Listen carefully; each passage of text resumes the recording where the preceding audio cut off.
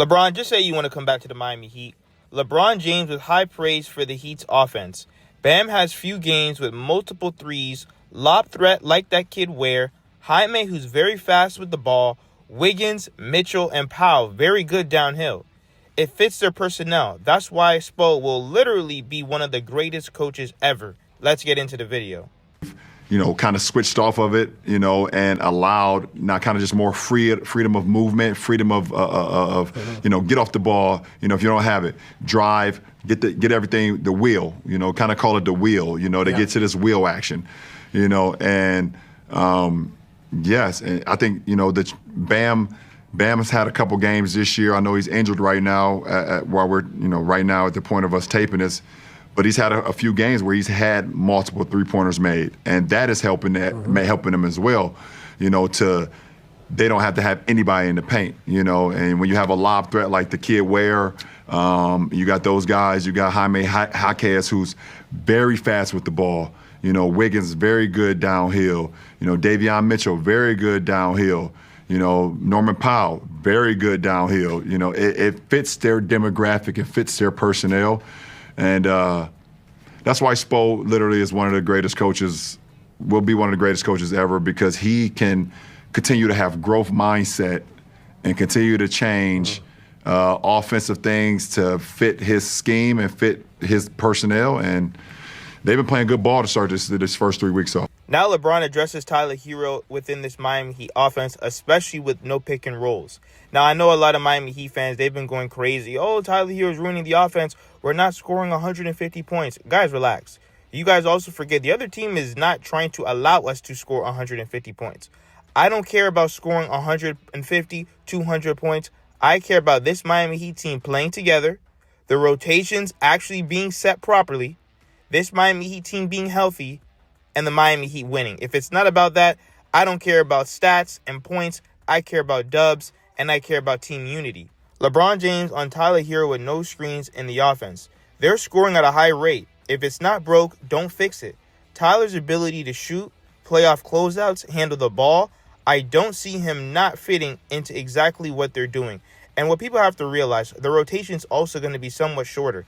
Tyler Herro's minutes, he's probably going to eat up some of Drew Smith's minutes, Fontecchio's minutes. It is what it is. So before, when you have more guys in a free-flowing offense, of course it's going to look a little bit better. But especially remember, just the other night, that was the first time that Tyler, Wiggins, Powell, and Bam have all played together. We have to allow Spo to tinker with the actual rotations to make sure that you stagger sometimes Tyler and Powell, stagger Bam and Ware, but then also, too, I also want Ware and Bam to start. So there's a lot of different things that they have to look at when it comes to this Miami Heat offense. Add that element back in because right now, they're scoring the ball at a huge rate. Yeah, and if they're scoring the ball at a huge rate, if it ain't broke, don't fix it. With Tyler Herro's ability to shoot the ball, his ability to play off closeouts, his ability to handle the ball, I don't see him not being able to fit into exactly what they're already doing.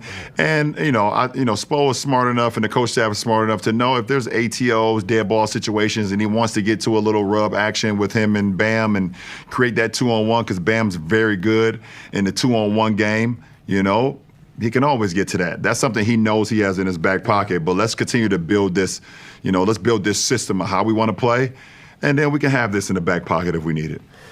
And this is what I mean by Jimmy Butler is a nasty liar. So Jimmy Butler on the 10-10 Warriors, we don't box out. We don't go with the scouting report. We let anybody do whatever they want. Open shots, get into the paint, free throws. It's just sad.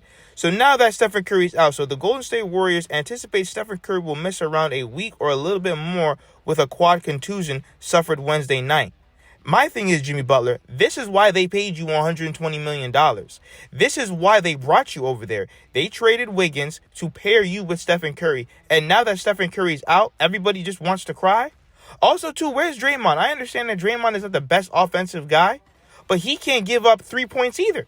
You're saying that he's only going to score 3 points? And I understand, listen, Jimmy Butler overall has played pretty well.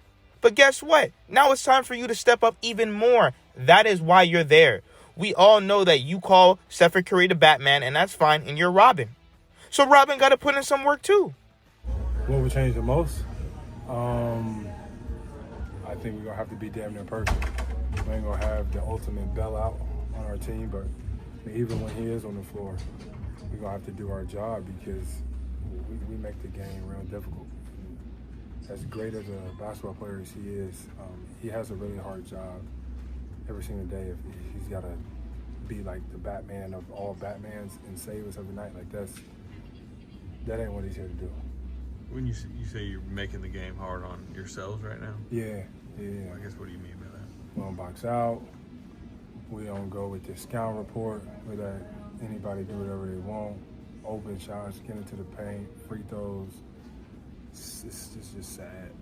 They traded for him, gave him the contract extension, and he wants to sit up here. Oh, Stephen Curry, he has such a, he has a lot of responsibility, and he pretty much just said that Stephen Curry has to carry the team. So what are you doing? What are you doing? And we need to stop this. Oh, you need to stop talking about Jimmy Butler. I'll cook Jimmy Butler whenever I want.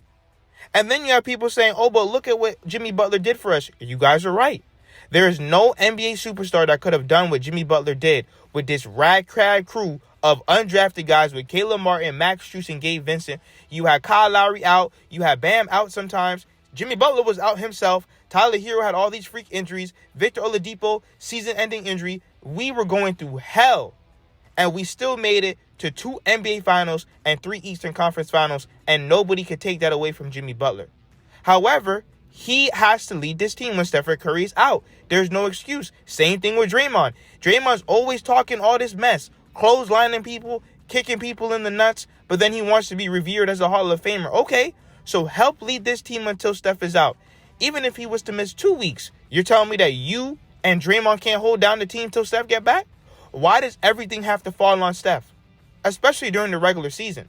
You're telling me that Jimmy can't shoulder some of the load? And of course it comes down to the role players playing better.